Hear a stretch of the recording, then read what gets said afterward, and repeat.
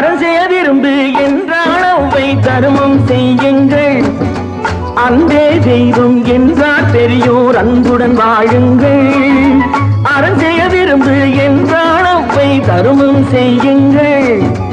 அன்பே தெய்வம் என்றார் பெரியோர் அன்புடன் வாழுங்கள்.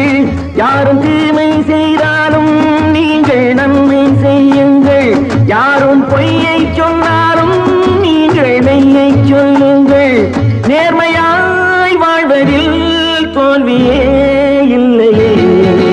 தங்கங்களே, நாளை தலைவர்களே, நம் தாயும் மொழியும் கண்கள் சிங்கங்களே, வாழும் தெய்வங்களே, நம் தேசம் காப்பவர் நீங்கள்.